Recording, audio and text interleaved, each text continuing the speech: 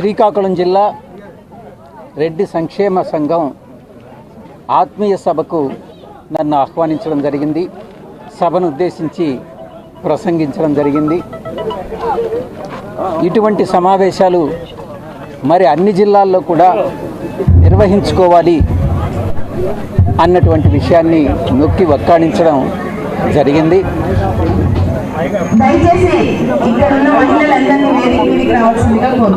మిగతా సామాజిక వర్గానికి సంబంధించిన విషయాలు పక్కన పెడితే రెండు విషయాల్ని ముఖ్యంగా పాత్రికేయ మిత్రులతో నేను షేర్ చేసుకోవడం జరుగుతుంది. ఒకటి, అటు దక్షిణం నుంచి కానీ వస్తే పొట్టి శ్రీరాములు గారి నెల్లూరు జిల్లాగా ప్రకటించడం జరిగింది, ప్రకాశం జిల్లాగా ప్రకటించడం జరిగింది,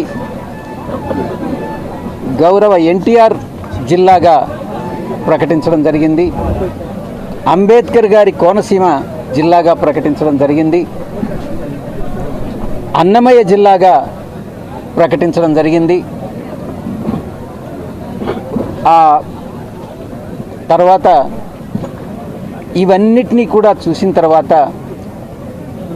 స్వాతంత్ర సమర యోధుడు అల్లూరి సీతారామరాజు గారి జిల్లాగా ప్రకటించడం జరిగింది. ఇవన్నీ చూసిన తర్వాత నేను ప్రభుత్వాన్ని, ముఖ్యమంత్రి గారిని, ఉప ముఖ్యమంత్రి గారిని ఇద్దరిని కూడా నేను విజ్ఞప్తి చేస్తూ ఉన్నాను. మొట్టమొదటి స్వాతంత్ర యోధుడు, ఈవెన్ సిపాయిల తిరుగుబాటు కన్నా ముందుగా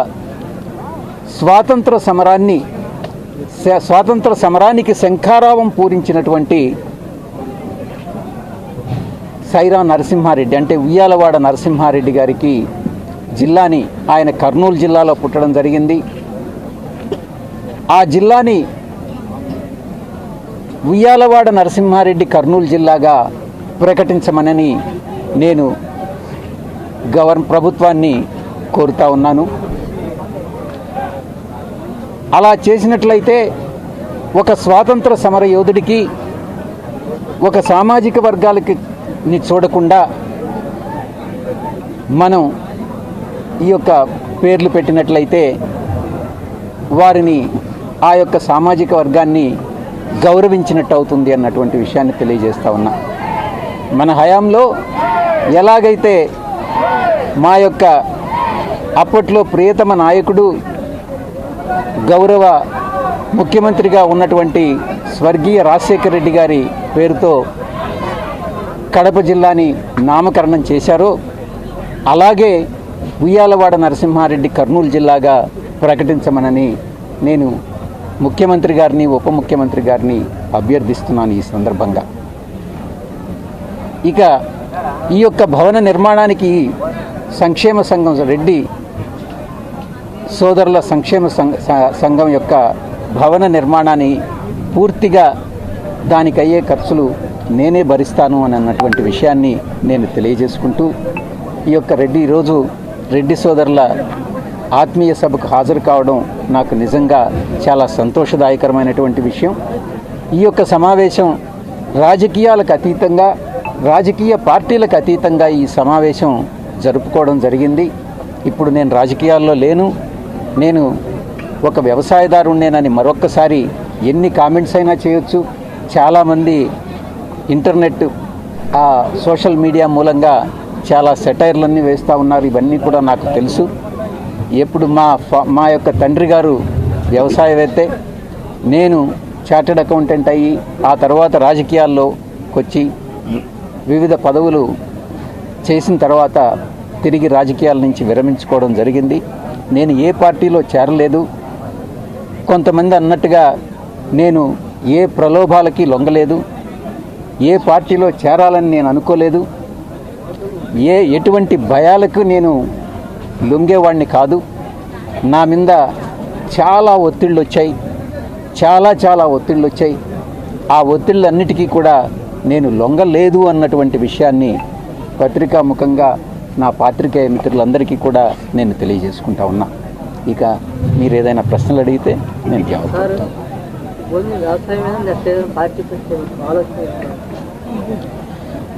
ఈరోజు మీరు అడిగినటువంటి సమయానికి నాకు ఆ ఉద్దేశం లేదు. అవసరమైతే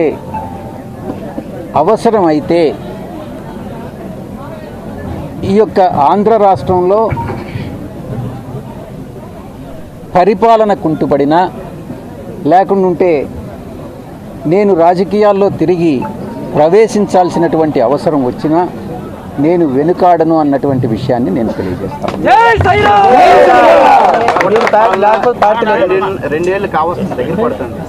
1 సంవత్సరం జనవరి 25వ తారీఖున నేను రాజ్యసభ సభ్యత్వానికి, జనవరి 26వ తారీఖున నేను వైఎస్ఆర్ కాంగ్రెస్ పార్టీకి రాజీనామా చేయడం జరిగింది.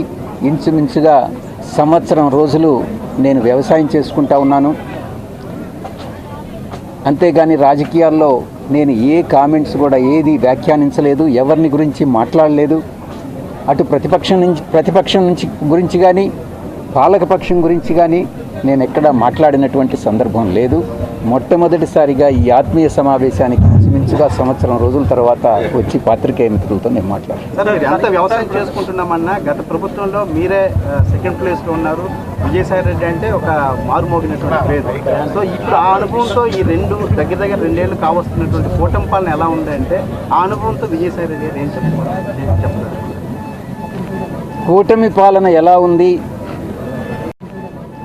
పాలన ఎలా ఉంది, ప్రతిపక్షం పాత్ర ఎలా ఉంది అన్నటువంటిది ఈరోజు నేను చెప్పేటటువంటి పరిస్థితి లేదు.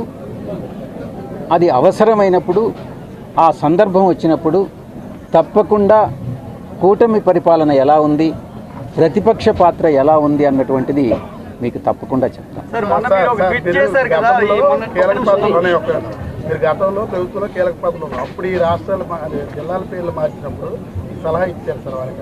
ఇవ్వలేదు. అప్పట్లో నాకు ఈ ఐడియా రాలేదు. ఇప్పుడు ఈ తర్వాత నేను రాజీనామా చేసిన తర్వాత ఒక 10 నెలల కాలంగా నాకు ఉన్నటువంటి సమయంతో నేను వివిధ పుస్తకాలను చదువుకుంటూ, నేను వ్యవసాయం చేసుకుంటూ కాలం గడిపినటువంటి నేపథ్యంలో ఇలా చేస్తే బాగుంటుంది అన్నటువంటి అభిప్రాయం నాకు కలిగింది. దాన్ని సభాముఖంగా నేను ప్రభుత్వానికి విజ్ఞప్తి చేశాను. సముచిత స్థానం ఉండాలని చెప్తున్నారు. ఇప్పుడు సముచిత స్థానంలో మీరే తటస్థంగా ఉండిపోతున్నారు. ఈ పరిస్థితుల్లో వాళ్ళకి రాజకీయంగా ఎలా? నేను సభాముఖంగా ఒకటే తెలియజేసుకున్నా.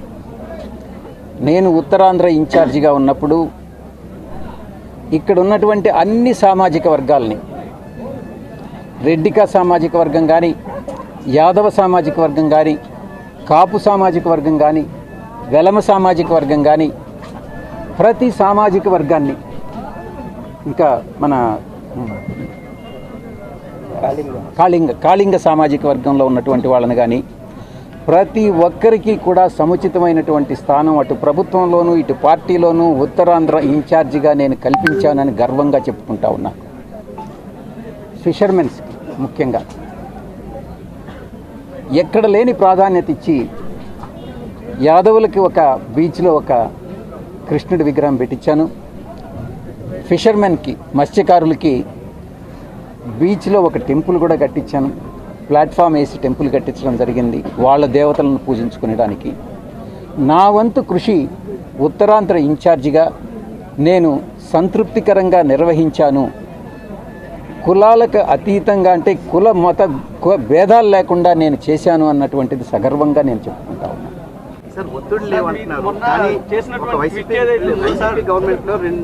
ఒత్తిళ్లు లేవు అని నేను చెప్పలేదు. విపరీతమైనటువంటి ఒత్తిడి నా పైన వచ్చింది. ఒత్తిళ్లకు లొంగలేదు, భయపడలేదు. ప్రలోభాలకు లొంగే వ్యక్తి ఈ విజయసాయిరెడ్డి కాదు, భయానికి లొంగేటటువంటి వ్యక్తి ఈ విజయసాయిరెడ్డి కాదు అని నేను మీకు తెలియజేస్తాను. అటువంటి వ్యక్తి ఎందుకు ఈ మార్పు, వ్యవసాయం వైపు ఎందుకు అంతగా మళ్ళీ ఒక వెలిగినటువంటి వ్యక్తి అంతటి మార్పు కారణం ఏంటంటే మారినటువంటి రాజకీయ పరిస్థితుల్లో వైఎస్ఆర్ కాంగ్రెస్ పార్టీలో నేను గతంలో చెప్పినట్టుగా మా యొక్క అధినాయకుడి చుట్టూ ఉన్నటువంటి కోటరీ నా పట్ల వ్యవహరించినటువంటి తీరు, మా నాయకుడు వారి మాటలు విని నేను ఒక అంతర్మథనానికి లోనై ఒక నిర్ణయం తీసుకోవడం జరిగింది. అంతేగాని వేరే ఇంకా ఏది కూడా కాదు.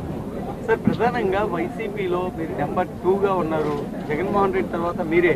అలాంటి పరిస్థితిలో ఇప్పుడు మీరు లేకపోవడంతో ఒక చాలా కార్యకర్తలు కానీ నేతలు కానీ ఒక గ్యాప్ ఉంది అనేటటువంటి దీనిలో ఉన్నారు. వాళ్ళు కూడా చెప్తున్నటువంటి పరిస్థితులు మేము వింటున్నాము. నేను అట్టయితే అలా భావించట్లేదు. జగన్మోహన్ రెడ్డి గారు సమర్థుడు.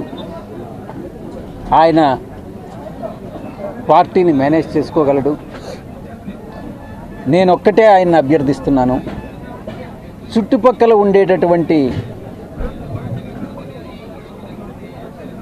నిబద్ధత లేని వ్యక్తుల మాటలు వినవద్దు అని ఒక్కటే నేను జగన్మోహన్ రెడ్డి గారిని ఈ సందర్భంగా అభ్యర్థిస్తున్నాను.